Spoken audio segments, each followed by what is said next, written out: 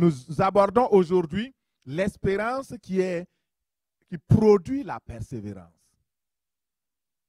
Si vous voulez persévérer dans votre vie, ayez ces 7 éléments. Aimez ce que vous faites, vous allez persévérer. Si vous aimez ce que vous faites, focussez sur l'objectif. Ne vous arrêtez pas. Continuez de regarder à l'objectif. La vision est importante dans la réalisation des choses que Dieu promet. Et si vous avez tout cela, soyez déterminés, patients. Continuez encore. Laissez-vous encourager. Une motivation intérieure et une motivation extérieure. Ça va vous pousser. Ça va mettre du vent dans vos ailes. Et vous allez continuer. Et si vous ajoutez le 7e ingrédient qui est l'espérance, alors vous allez vaincre au nom de Jésus. Et je proclame le mois de septembre 2022, le mois de notre espérance dans les promesses infaillibles de Dieu. On acclame le Seigneur. C'est le mois de l'espérance dans les promesses infaillibles de Dieu. Lorsque vous espérez quelque chose que vous savez que la chose est importante pour vous, vous allez persévérer pour voir. Parce que votre espérance, c'est finalement l'attente de cette chose qui vous tient à cœur. Et vous allez payer le prix. Et vous allez tout faire pour l'avoir. Et un jour, j'étais avec Pierre-Emmanuel, beaucoup le connaissent, c'est un jeune qui ne parle pas beaucoup. Mais on était à travailler dans mon champ parce que j'ai une petite terre que j'exploite. Et donc, on était en train de remuer du fumier pour pouvoir l'apporter avec une machine, un tracteur. Puis là, on avait de la difficulté à enlever les mottes de terre. Puis je dis à Pierre-Emmanuel, mais écoute, tu vois comment c'est difficile. À plus forte raison, les personnes qui creusent les montagnes pour chercher de l'or. Nous, on avait une petite terre à enlever, du fumier à enlever, c'était difficile. La sueur coulait. Et je lui ai promis, l'inspiration immédiatement est venue, la persévérance, la patience des chercheurs d'or. Mettez-vous dans la place, dans la peau ce matin de quelqu'un qui cherche de l'or ou un trésor vraiment qui lui tient à cœur. Cette personne va voir un lieu, peut-être le flanc d'une montagne, et puis il se dit, oh, il doit avoir quelque chose ici. Et à cause de cela, il va se mettre à creuser. Mais pendant qu'il creuse, il est fatigué. Et il ne voit pas l'or 2 jours, 3 jours, 1 semaine. Ça peut même mettre 1 mois. Et là, le découragement se dit, ok, bah, est-ce que tu es sûr qu'il y a de l'or là-bas?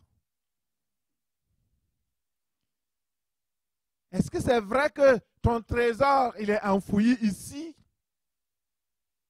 Et c'est ça qui amène les gens à baisser les bras. Il faudrait prendre des décisions. À un moment donné, il faut décider, est-ce que je continue ou pas? Et le croyant ressemble à un chercheur d'or. Le chrétien ressemble à ce chercheur d'or-là. Lorsqu'il arrive, il a reçu le Seigneur Jésus. Il a entendu parler que Jésus-Christ est le Fils de Dieu et qu'il est le Sauveur du monde. Et qu'il revient pour chercher ses enfants et que ses enfants, ceux qui vont croire en lui et être sauvés, vont avoir la vie éternelle. Et on est très heureux. Alléluia, je veux avoir la vie éternelle. Je veux vivre avec Dieu. Mais lorsqu'on embarque, vous connaissez mieux que moi, il y a des épreuves, il y a des tribulations. Et souvent, on veut débarquer. Souvent, on est découragé. Il y a beaucoup de choses qui s'en viennent pour nous dire non. Est-ce que tu es sûr même que... Et aujourd'hui, avec la multiplication des médias, avec les informations partout, il y a toute une confusion. Et lorsque vous écoutez les philosophes, les athées, ceci, tel groupe, on va dire, oh non, mais nous aussi on propose ça. Et finalement, on est comme ballotté et on se demande que faire. Et je vais vous dire que ce qui peut nous amener à focuser, à rester, c'est l'espérance. L'espérance. Le croyant, tout comme le chercheur d'or, va commencer à creuser. Creuser pour le croyant, c'est commencer à aller à l'église, c'est commencer à lire la Bible, c'est commencer à exercer sa foi, c'est commencer. Et ces étapes-là vont venir, la fatigue, le découragement, les épreuves. Et il faut prendre des décisions. Tu te poses la question, est-ce qu'il faut poursuivre? Beaucoup, d'ailleurs, vous savez, pour le chercheur d'or, c'est peut-être la montagne qui empêche qu'il voie. Mais pour nous, il y a plusieurs choses. Et les gens sont découragés souvent. Mais pourquoi le chercheur d'or poursuit malgré le fait que 2 jours, il ne voit pas le résultat, 3 jours, 1 mois, 2 mois, il ne voit pas le résultat? Parce que il a en vue qu'il va trouver de l'or. Et il connaît la valeur de l'or. Ceux qui abandonnent ne savent pas la valeur de ceux qu'ils attendent. Si tu t'attends à trouver Dieu, que tu sais que Dieu a une valeur et que c'est vraiment ton souverain bien, comme le dit le psalmiste. Il dit, Dieu est mon souverain bien, il est mon trésor, il est mon seul bien. Tu vas tout faire pour le chercher de tout ton cœur pour l'avoir. Le chercheur d'or connaît l'or. Il y a beaucoup de personnes qui ne connaissent pas la valeur de l'or. Personnellement, avant mon mariage, je n'avais jamais vu l'or. Ça ne m'intéressait pas. Mais quand je voulais me marier, je suis parti prendre une bague et je voulais que ce soit en or. Parce que je voulais que ma femme porte une bague en or. Amen. Ah oui, c'est ça. Tu as bien fait, Jean-Pierre. Écoutez, il y a des métaux que nous ne connaissons même pas, les noms. Mais ceux qui connaissent la valeur de l'or, la valeur du diamant, pourquoi il y a les guerres au Congo? Pourquoi il y a les guerres au Burkina? Pourquoi il y a le djihadisme et tout? C'est l'or, c'est l'argent. Parce que ces personnes connaissent la valeur. Mais quand tu ne connais pas la valeur, c'est pourquoi les croyants, le chrétien doit connaître la valeur du ciel, la valeur de Dieu, la valeur des choses célestes. Si tu ne connais pas la valeur, tu ne vas pas en chercher. Il y a beaucoup qui ne connaissent pas la valeur. Donc quand on dit viens à l'église, c'est comme si tu négociais, c'est comme si le pasteur avait un intérêt à te négocier pour venir. Mais quand tu connais la valeur de l'adoration, quand tu connais la valeur de la louange, tu n'as pas besoin de supplication. Tu viens adorer parce que tu sais, que ce sont des choses vraies.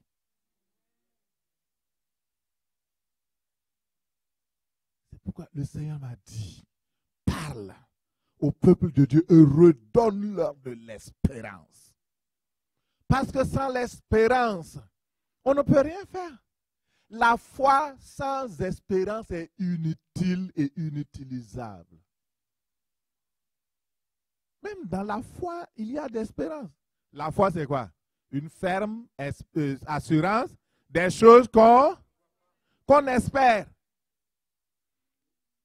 La première chose, il y a 2 choses dans la foi. La première concerne l'espérance des choses. La ferme assurance des choses qu'on espère. Maintenant, la deuxième chose, en fait, la première chose qui est dans la foi est plus théorique, elle est plus invisible. Mais la deuxième est plus concrète, la démonstration de celle qu'on ne voient pas. C'est pourquoi la vie chrétienne, si vous voulez réussir, si vous voulez performer, si vous voulez vraiment avancer, il faut que vous semez cette graine de l'espérance dans votre vie et connaître la valeur des choses que vous espérez. Alors, au bout d'un mois, le même chercheur d'or, il crie à ses voisins, « Oh, venez, j'ai trouvé un filon d'or. » Espérance accomplie. Ce qui pousse le chercheur d'or à persévérer, c'est parce qu'il sait qu'en bout de ligne, il va trouver de l'or. Qu'est-ce qui te pousse à chercher Dieu? Est-ce que ce qui te pousse à chercher Dieu est assez suffisant pour que tu t'y accroches, pour que tu puisses persévérer et voir?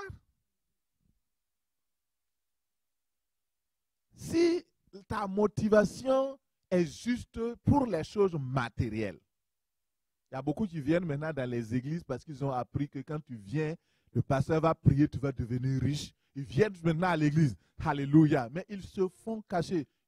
Dans leur cœur, ils veulent la richesse. Mais ils ne viennent pas dire ça. Hein? Ils se cachent très bien. Ils sont là. Alléluia. Gloire à Dieu. Dès qu'ils peuvent payer la première voiture, la deuxième voiture, ok. D'ailleurs même, tu sais, tu ne viens pas. Non, non, je suis trop occupé là. Tu sais, mes business là.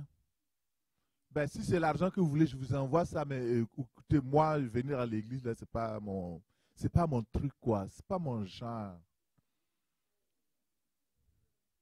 Pourtant, la personne venait régulièrement.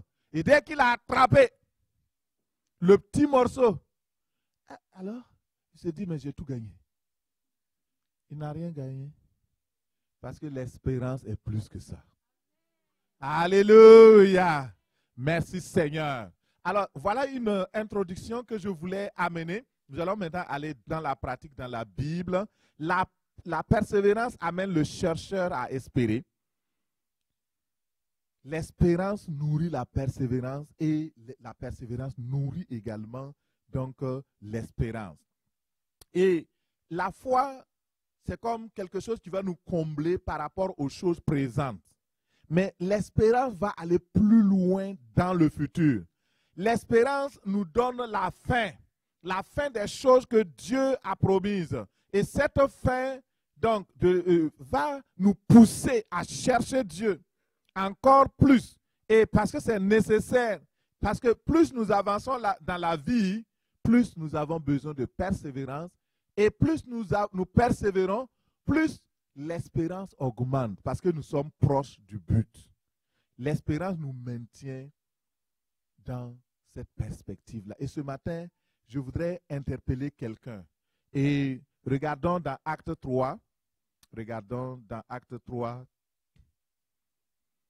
Nous n'allons pas le lire, mais pour le projeter.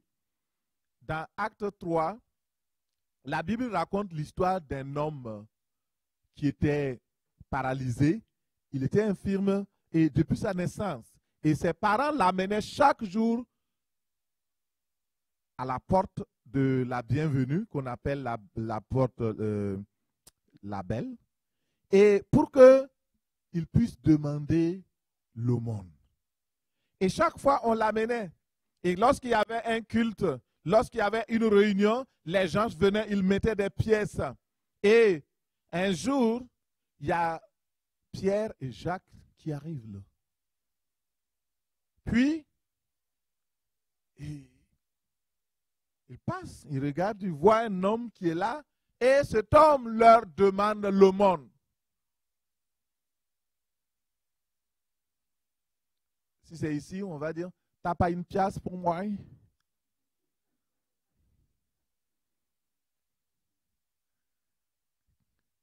Et cet homme, il regardait Pierre, il regardait les deux apôtres. Il dit, mais je demande de l'aumône. Il avait la foi que Pierre allait faire quelque chose. Il croyait que ces deux hommes-là qui sont venus pour adorer, alors s'ils sont venus pour chercher Dieu, leur cœur cherche Dieu, Et comme on cherche Dieu, on bénit aussi son prochain. Mais il y a quelque chose qui va se passer, qui va nous amener à comprendre l'espérance et le lien qu'il y a avec la persévérance. La première chose, il croit, il s'attend. Et Pierre lui dit, regarde-nous. Et c'est bizarre, hein? Quand quelqu'un te demande de l'argent, tu lui dis non, laisse l'argent, regarde-moi. Et effectivement, la Bible dit que il fixait attentivement ses regards, il les regarda et il s'attendait à recevoir quelque chose d'eux. Et Pierre prend la parole, il dit, nous n'avons pas de l'or, nous n'avons pas de l'argent. Quelle déception!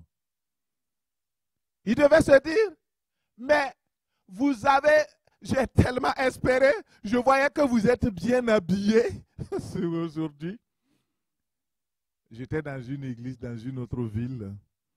Ça, c'est une parenthèse que je fais. Il y a des gens qui attendaient à la porte là. Ils ne sont pas venus pour adorer. Hein. Ils attendent, ils regardent les personnes qui sont bien habillées là. Et à la fin du culte, ils vont les voir. Mon frère, je n'ai pas mangé hier.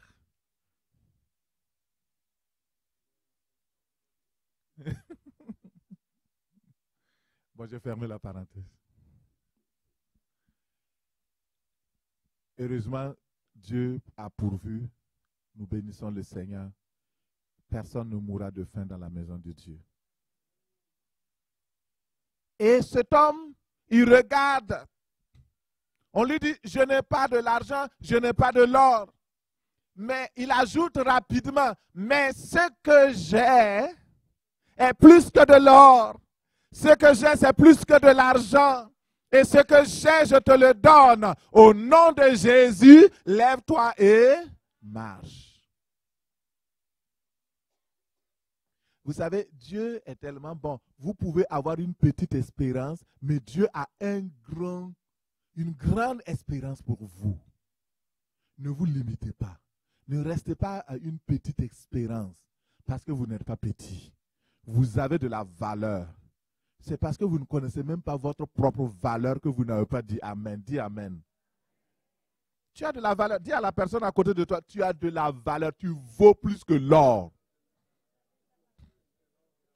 Dis à la personne, tu es précieux aux yeux de Dieu. Tu es une créature merveilleuse. Dis-lui qu'il est aimé de Dieu. Dis-lui que Dieu le connaît et l'apprécie. C'est ça. Tu as une grande valeur. Ma fille me demandait hier, papa, pourquoi tu t'habilles chaque fois chic? Je vais t'amener au magasin, je vais t'acheter des choses parce que tu t'habilles toujours très bien comme ça. Je dis non, tu sais pourquoi je m'habille comme ça? Parce que je suis ministre du roi des rois. Je suis ministre du Seigneur des seigneurs. Quand un ministre se lève, je lui demande, mais regarde Trudeau, c'est un ministre pour quelques années. C'est ça, non? Mais est-ce que quand il sort devant sa porte, il s'habille bizarrement?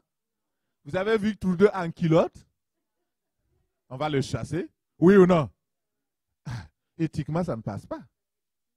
Et moi, le ministre du roi des rois, du Dieu tout-puissant, du Dieu vivant, j'ai de la valeur.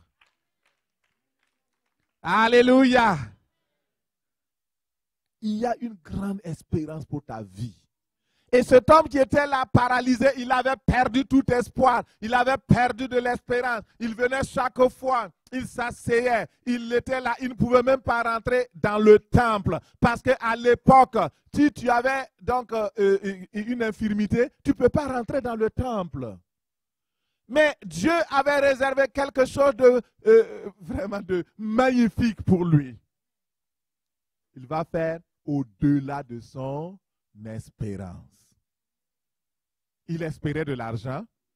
Il a eu la source de l'argent. Il a ses jambes. Et lorsqu'il s'est levé, et Pierre l'a pris par la main, ils l'ont soulevé et la Bible dit que d'un bond, il se leva, il commença à marcher en chantant, en louant, et il rentra dans le temple avec les apôtres.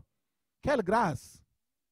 Et le Seigneur m'a dit, quand je préparais ça, il me dit, dis à mon peuple que je vais faire au-delà de leur espérance. Dis Amen. Le Seigneur va faire au-delà même de ce que tu espères. Hey. Oh là là là là. Il va le faire. Parce que quand tu regardes, comment il va faire? Mais cet homme-là, lui aussi, il se demandait comment Dieu allait faire. Malgré tout ça, Dieu l'a fait. Il l'a fait. Au nom de Jésus, il le fera pour toi. Il le fera pour toi au nom de Jésus. Il est le Dieu qui vient à ton secours. Cet homme a reçu sa guérison, son miracle. Au même moment, ses chevilles sont devenues fermes. Et alors, ce matin, que tout ce qui est infirmité dans ta vie, je commande dans le nom de Jésus, que tout devienne ferme au nom de Jésus. Reçois le miracle de l'espérance de ta foi ce matin au nom de Jésus. Et il s'attendait que le Dieu de l'espérance te surprenne aujourd'hui au nom de Jésus. Par un miracle au-delà de tes espérances au nom de Jésus. Que celui qui a donné à cet homme au-dessus et au-delà de ce qu'il pensait ou pouvait imaginer, le même Dieu se lève dans ta situation au nom de Jésus. Et ce matin, il le fera au nom de Jésus. Il y a de l'espérance pour toi. Dis à la personne à côté de toi, il y a de l'espérance pour toi. Il y a de l'espérance pour toi, ma soeur. Alléluia. La parole de Dieu dit qu'il y a de l'espérance pour tous ceux qui sont vivants. Et il dit que même un chien vivant vaut mieux qu'un lion mort. Hey, si le chien peut avoir de l'espérance, et toi, ma soeur, et toi, mon frère, il y a de l'espérance pour ta vie. Il y a de l'espérance pour ton avenir. Il y a de l'espérance pour tes études. Il y a de l'espérance pour ton mariage. Il y a de l'espérance. Ne sois pas découragé. Le Seigneur, le Dieu qui t'a appelé à l'existence, ne t'abandonne jamais. Il est avec toi. Dans le feu, il est avec toi. Il ne permettra pas que le feu t'embrase. C'est vrai que tu traverses une situation qui est comme le feu, mais le Seigneur mettra son eau au nom de Jésus. Tout feu contre toi s'éteigne maintenant au nom de Jésus. Tout fleuve qui se lève pour te submerger, maintenant arrête-toi au nom de Jésus. Toute mer rouge devant toi maintenant s'ouvre et le passage, tu passes au nom de Jésus. Il y a de l'espérance pour ta vie, ma soeur. Il y a de l'espérance. Ce matin, ne crains pas. L'espérance est différente de l'optimisme. Vous savez, il y a des gens qui sont optimistes de nature. L'optimisme, ça veut dire quoi? Ça va aller, ça va bien aller. Est-ce que quelqu'un connaît ce slogan? Ça va bien aller. Ça fait près de 3 ans, 2 ans qu'on entend ça, hein? Mais on n'entend plus parler de ça. Parce qu'à un moment donné, les gens avaient adopté, même le gouvernement, tout le monde, ça va bien aller. Quand ils ont vu que ça n'allait pas, ils ont compris qu'ils étaient en train de mentir. Ils ont arrêté. Ça, c'est de l'optimisme. L'optimisme ressemble à l'espérance, mais elle ne basée sur aucun fondement solide. L'espérance, quant à elle, est basée et fondée sur la parole et la puissance de Dieu. Dieu est le Dieu de l'espérance. Et si vous fondez votre espérance sur lui, vous ne serez pas déçus. Mais si vous fondez votre espérance sur les choses qui ne valent pas la peine, ça ne pourra pas soutenir. Ça va bien aller. N'importe quoi. Et puis les gens, ils se sont inspirés de quoi? De la psychologie. Mon frère, on va s'encourager. Ça va bien aller. Ça ne va pas bien aller. Hein? Si ils avaient dit, ça va bien aller par la grâce de Dieu. Ça pouvait se marcher. Oui, la grâce de Dieu est solide. Quand tu dis ça va bien aller, ajoute la grâce de Dieu. Sinon, ça ne va pas bien aller. Et dans 1 Pierre 3, verset 15, il est dit, sanctifiez dans vos cœurs Christ le Seigneur, étant toujours prêt à défendre avec douceur et respect devant quiconque vous demande raison de l'espérance qui est en vous. Vous savez, l'espérance, c'est un don de Dieu, selon sa promesse et selon le serment qu'il a fait de nous donner la possession des biens à venir. Et la Bible dit que nous possédons ce trésor comme une ancre de lame sûre et solide et qui pénètre au-delà du voile. Dans Hébreux 6, verset 19. La foi permet de connaître Dieu. L'espérance nous pousse et nous propulse dans la réalité de Dieu. Et c'est ça qu'il faut comprendre. L'espérance, c'est la foi dans les promesses de Dieu, mais elle est dirigée vers le futur, vers la délivrance, vers la perfection divine. Dans Jean 3, 1, il dit, voyez de quel amour le Père nous a témoigné. Et nous sommes appelés enfants de Dieu.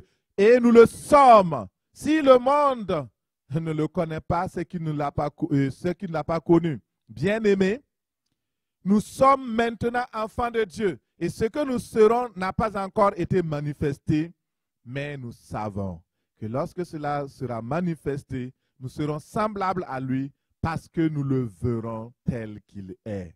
Quiconque a cette espérance en lui se purifie lui-même, comme Dieu est pur. Alléluia, gloire à Dieu. Ici, mon frère, ma soeur, la Bible dit que nous sommes sauvés. C'est une chose certaine. Tu dois avoir l'assurance de ton salut. Et parce que nous sommes régénérés, nous avons cru au Seigneur, c'est une belle chose, c'est une grande chose. Mais comme je vous l'ai dit tantôt, il y a plus grand qui nous attend. Le salut, c'est la porte d'entrée. Maintenant, quand tu rentres dans la maison, il faut exploiter tout ce qui est dans la maison. Il y a beaucoup de personnes qui sont au salon. Vous voyez une très grande maison. Mettons, le Seigneur vous a construit un beau palais et que vous entrez et puis vous entrez par le salut. Le salut, c'est le salon. Et puis vous vous asseyez au salon. Oh, c'est très beau. Regardez-moi ce divan. Ce sofa. C'est inclinable. Et on dit non, mais monsieur, allez-y, continuez. Il y a la chambre des maîtres. Oh non. Ici, ça me suffit. Oh, mais c'est tellement beau. Regarde ce miroir. C'est ça. Beaucoup sont au niveau du salut. Pasteur, prêche sur le salut. Prêche sur la repentance. Mais il y a d'autres choses. Il y a la chambre des maîtres. Il y a la salle du trésor où Dieu a mis le trésor, les bénédictions financières, matérielles. Il y a toute une chambre là-bas. Il y a la chambre de la sagesse. Il y a la chambre de l'espérance, de la vie éternelle. Il faut explorer. Il y a plusieurs pièces dans la maison. Mais toi, tu te contentes seulement. Oh Seigneur, il y a un chèque ici, je vais prendre. Mais on te dit non, il y a la chambre des chèques, c'est de l'autre côté. On va aller. Oh non, ici, c'est bon. Vous voyez, beaucoup de personnes n'ont pas l'espérance aiguisée. Il faut qu'on aiguise votre espérance en ce mois-là au nom de Jésus. Alléluia. Merci Seigneur pour la révélation. De quelle espérance s'agit-il pour le croyant? L'espérance qui permet de voir les choses que Dieu a destinées pour son peuple, que Dieu nous a destinées. L'espérance, c'est la confiance dans une attente pour un futur meilleur, Romains 8, 25 nous dit, mais si nous espérons ce que nous ne voyons pas, nous l'attendons avec persévérance. C'est ça. On l'attend avec persévérance. Le salut, c'est l'objet de notre foi. Lorsque nous espérons, lorsque nous croyons, nous recevons le salut en Jésus-Christ. Lorsque nous avons le salut, nous pouvons maintenant espérer les autres choses. C'est la porte d'entrée, mais il faut continuer. Et l'espérance dont nous parlons, c'est l'attente aussi des justes. Dans Proverbe 10, 28, il est dit, l'attente des justes débouche sur la joie, mais l'espérance des méchants sera déçue. L'espérance du juste. Toi qui m'écoutes, c'est toi qui es juste, parce que tu as été justifié par la foi. Tu as reçu la justice de Dieu, le vêtement de justice de Dieu. Et quand tu es devenu enfant de Dieu, le Seigneur t'a accordé aussi cette justice-là. Et ton attente maintenant, c'est la joie, la paix, le bonheur au nom de Jésus. L'espérance, c'est cette confiance dans l'avenir. Parce que Dieu a promis de grandes choses. Et dans Jérémie 29, 11, il parle de cette espérance. Il dit, le Seigneur, notre Père, il dit, je me souviendrai de vous. Alléluia. Et le Seigneur te dit ce matin, je me souviendrai de toi. Ma fille, je me souviendrai de toi. Je me souviendrai de toi. Et j'accomplirai à votre égard ma bonne parole. Car je connais les projets que j'ai formés sur vous. Ce sont des projets de paix et non de malheur, pour vous donner un avenir et de l'espérance. Alléluia. Espère en l'Éternel. Je vais parler de l'espérance au pluriel, une prochaine prédication. Je vais sauter cette étape-là. Et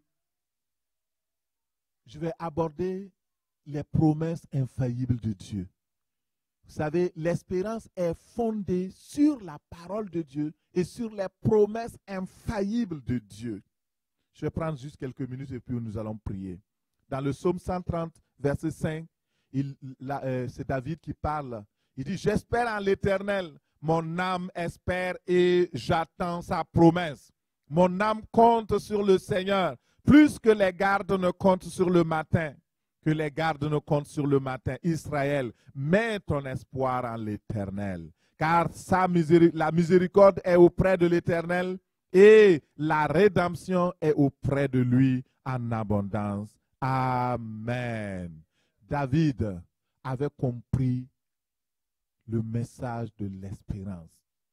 Il possédait l'espérance. L'espérance qui concerne l'avenir. Il porte sur les promesses de Dieu. Il l'avait compris. Il avait compris. Pourquoi? Parce que dans le livre de Psaume 89, verset 11 et suite, la Bible rapporte là-bas que Dieu avait parlé ouvertement dans une vision à son serviteur David. Il dit, j'ai prêté mon secours à un héros. J'ai élevé du milieu du peuple un jeune homme. J'ai trouvé David mon serviteur. Je l'ai oint de mon huile sainte. Alléluia. Amen. Voici, Dieu avait trouvé David. L'espérance commence toujours par la révélation divine. L'espérance doit être fondée sur Dieu lui-même. Si ton espérance n'est pas fondée sur Dieu, mais sur ce que tu as entendu à gauche, à droite, ça ne marchera pas. Beaucoup de personnes pour qui on prie, vous avez besoin de foi. C'est vrai qu'on a trop enseigné sur la foi. Mais le problème, c'est que la foi sans espérance est vaine. Il faut que tu aies une certitude que Dieu t'a promis quelque chose et pour laquelle tu peux aller réclamer. On dit non, est-ce foi seulement? Crois seulement. Mon frère, crois seulement. On ne croit pas seulement. Hein? On croit sur la base de quelque chose. Est-ce que Dieu t'a parlé? Est-ce que tu as reçu quelque chose, une parole révélée, une parole vraiment? Si tu ne l'as pas reçue, Ne t'hasarde pas parce que ça ne va pas marcher. Et après, on est déçu. Ah, je pensais que ça allait marcher. Et il y a des gens qui se laissent tromper dans leurs rêves. Les rêves trompent. La Bible dit, c'est écrit dans la Bible, les rêves trompent. Parce que tu peux dormir le ventre vide et puis tu rêves que tu manges. Oui ou non? Mais tu te lèves le ventre. Les rêves trompent. La parole révélée qui vient de Dieu, la promesse certaine et infaillible de Dieu. C'est ce que nous allons voir. David avait compris la révélation. L'espérance commence par la révélation. Et quand Dieu s'est révélé à David, il lui a fait des promesses. La première promesse, c'est que Dieu a dit, je te promets, toi, David, de te soutenir par ma main forte et mon bras puissant. Je te fortifierai. Oui, David, ne crains pas. Mon bras est puissant, ma main est forte pour te soutenir. Ça, c'est la première promesse. Deuxième promesse, il dit, l'ennemi ne te surprendra pas et le méchant ne t'opprimera pas. C'est dans la Bible que je lis, c'est la suite du verset que je lis, simplement. Et troisième promesse, il dit, j'écraserai devant toi tes adversaires, je frapperai tous ceux qui te haïssent. Dieu avait promis. Il dit quatrièmement, ma fidélité et ma bonté seront avec toi, David. Et ta force s'élèvera par mon nom. Cinquièmement, je mettrai ta main sur la mer, ta droite sur les fleuves. Ça, c'est la domination. Promesse de domination. David, quand tu m'invoqueras dans la prière en disant, tu es mon Père, mon Dieu, je viendrai à ton secours, j'exaucerai ta prière. Septièmement, je ferai de toi le premier-né, le plus élevé de tous les rois de la terre. Wow. Et il dit, huitièmement, je te conserverai toujours ma bonté et mon alliance sera à toujours avec toi, toujours fidèle. Neuvièmement, Dieu promet à David, je rendrai ta postérité éternelle et ton trône comme les jours des cieux, c'est-à-dire sans fin. Dixièmement, je ne te retirerai pas ma bonté et je ne trahirai pas ma fidélité. Vous voyez ici, c'est une grâce. Alléluia. Gloire à Dieu. Cette grâce. Il a eu cette promesse, mais par la suite, il a compris quelque chose, c'est que les promesses de Dieu, ça ne marche pas automatiquement. Et c'est sur la base de cette promesse que David dit, j'espère en l'Éternel. J'espère dans ses promesses. J'espère. On ne dit pas seulement j'espère, j'espère.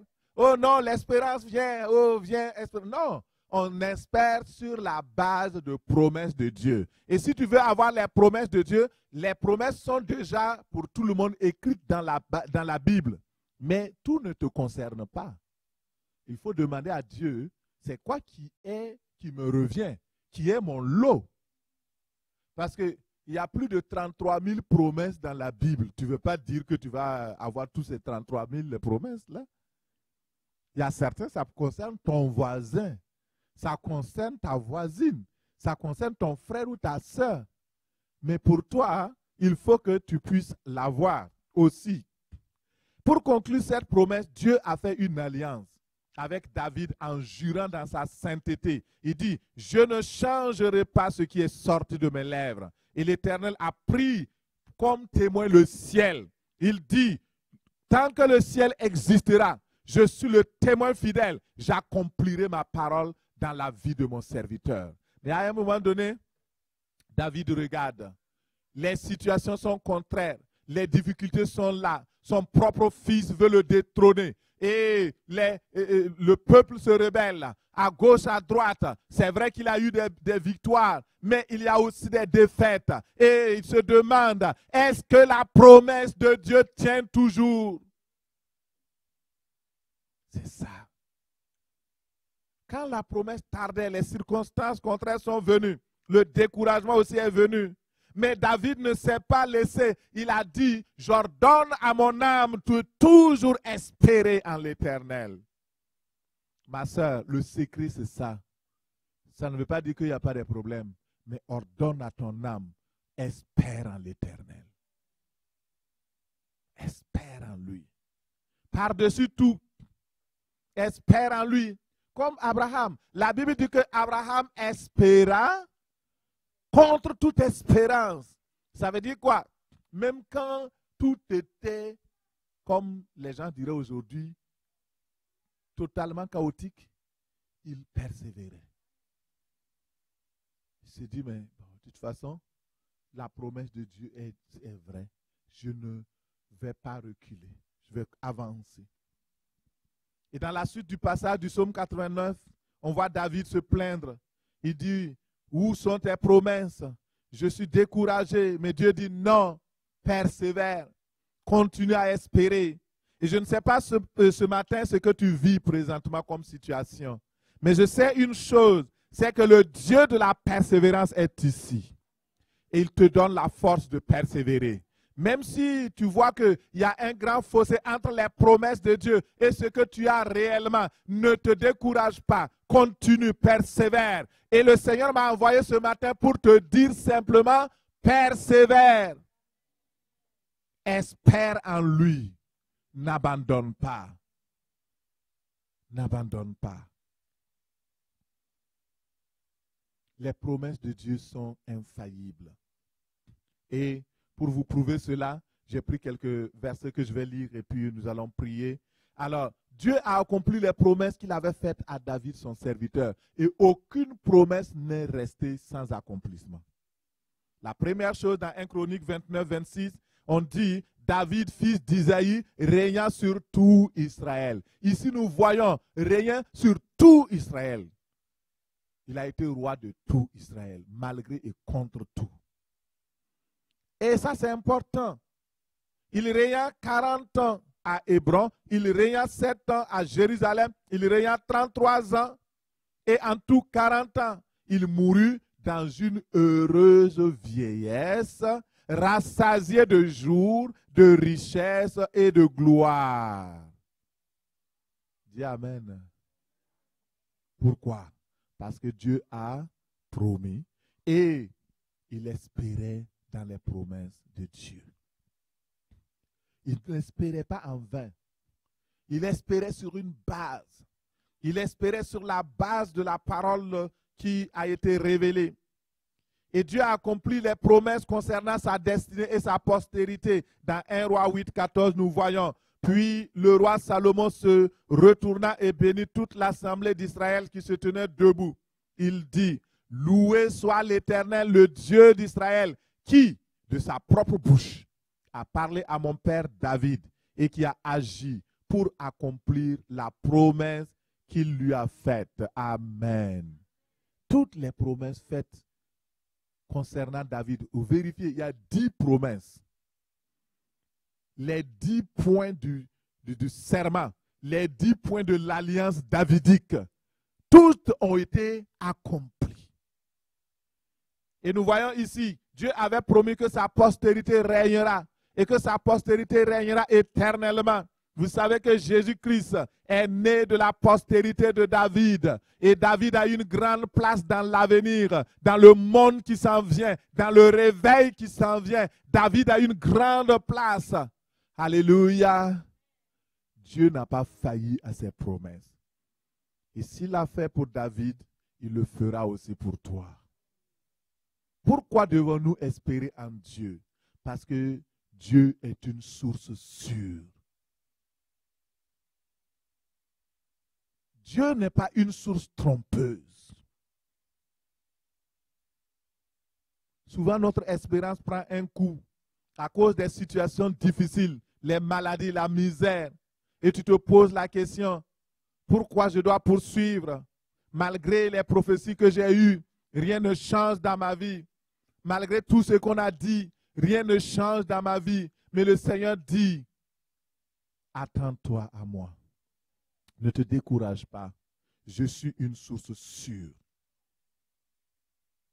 Je suis une source sûre. Pourquoi espérer dans le Seigneur ce matin? Parce que notre Dieu est plein d'amour.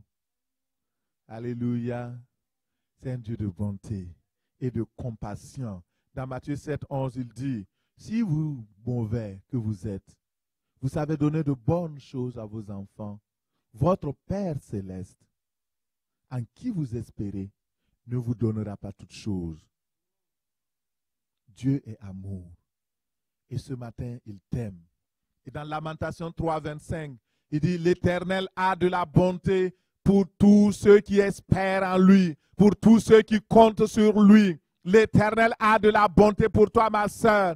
L'Éternel a de la bonté pour toi, mon frère. Parce que tu espères en lui. Il dit, il est bon d'attendre en silence le secours de l'Éternel. Et ce matin, sache que les bontés de l'Éternel ne sont pas épuisées. Ses compassions ne sont pas à leur terme. Elles se renouvellent chaque matin. Quand Jérémie était découragé, il ne voyait pas la promesse de Dieu se manifester. Il se demandait pourquoi. Il crie à l'Éternel, il se plaint contre tout.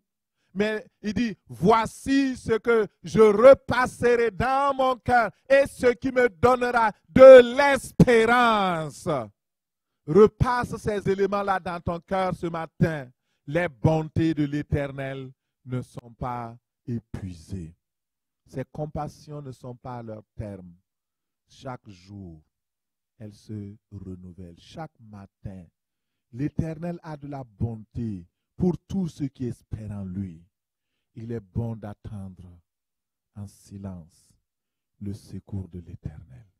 Nous allons nous lever ce matin. L'Éternel a de la bonté pour tous ceux qui espèrent en lui, pour l'âme qui le recherche. Il est bon d'attendre en silence le secours de l'Éternel. Il est bon pour l'homme de porter le jour de sa jeunesse. Élève tes bras vers le Seigneur, rends-lui grâce pour ses bontés qui ne sont pas épuisées. Dis-lui, je compte sur toi, ô Éternel. J'espère en toi. Mon âme espère. J'espère en toi ce matin. Je m'attends à toi. Je m'attends à toi, Seigneur. Je compte sur toi. Alléluia. Je m'attends à toi, Seigneur. Je m'attends à tes bontés. Je m'attends à ton amour.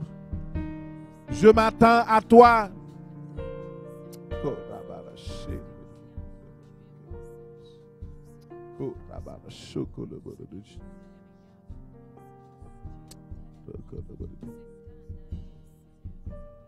Je m'attends.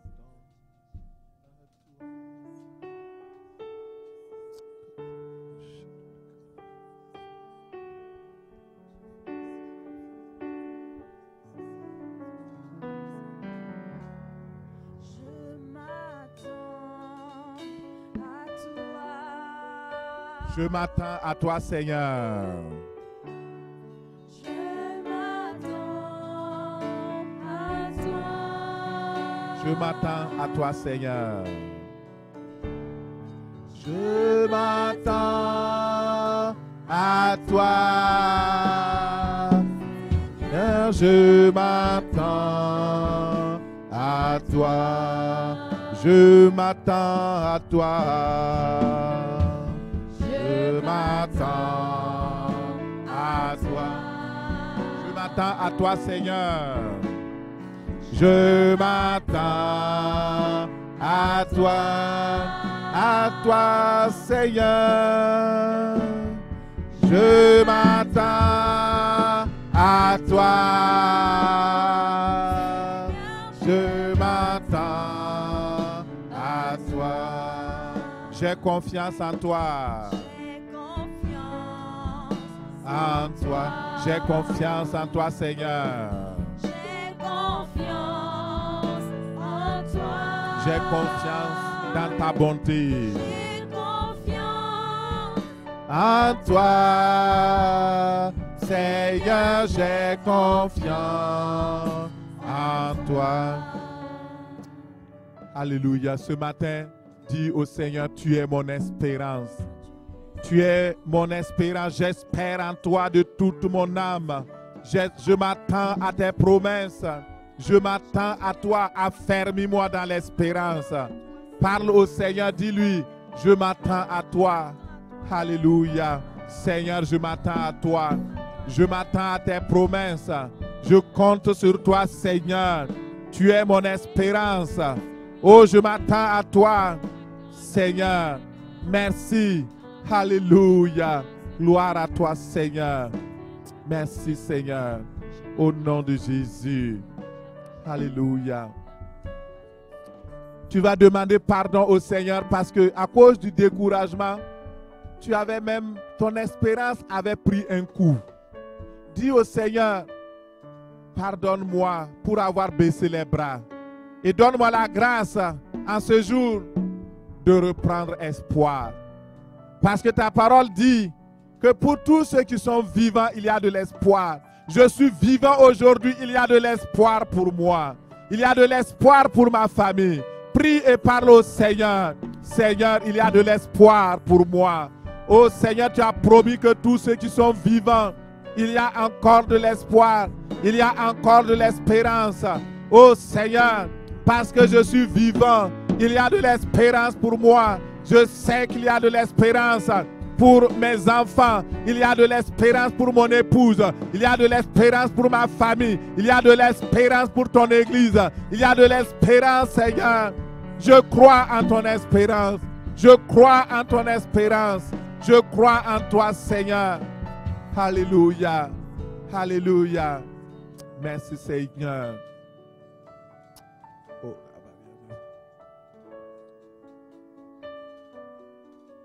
On va chanter Yesterday is gone, another day has come.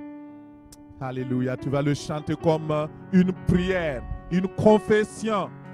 Ce matin, regarde le Seigneur avec espérance. Alléluia. mon passé Est révolu, mon avenir est dans tes mains. Fais quelque chose de nouveau. de nouvelles choses. Dans ma vie, mon passé Passé est révolu, mon avenir est dans tes mains. Fais de nouvelles choses dans ma vie. Mon passé est révolu. Mon passé est révolu. Mon avenir est dans tes mains. Fais de nouvelles choses de nouvelles choses. dans ma vie, Seigneur. Dans ma vie. Mon passé, Mon passé est révolu. mon avenir est dans tes mains. Fais de nouvelles choses dans ma vie. Fais de nouvelles choses dans ma vie. De nouvelles choses dans ma vie. Fais de nouvelles choses dans ma vie. Seigneur, oui Seigneur, De nouvelles choses.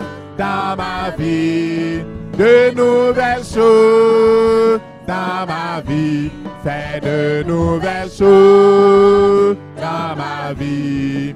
Fais de nouvelles choses, c'est une prière. Fais de nouvelles choses dans ma vie. De nouvelles choses dans ma vie. Fais de nouvelles choses dans ma vie. Attends-toi au Seigneur pendant que nous chantons. De nouvelles choses. Fais de nouvelles choses dans ma vie. Fais de nouvelles choses dans cette assemblée. Fais de nouvelles choses dans la vie de tes enfants. Dans ma vie, Seigneur. Fais de nouvelles choses ensemble. Fais de nouvelles choses dans ma vie. De nouvelles choses dans ma vie. Fais de nouvelles choses dans ma vie. Seigneur, c'est notre prière. Fais de nouvelles choses dans ma vie. De nouvelles choses dans ma vie. Fais de nouvelles choses dans ma vie. Seigneur.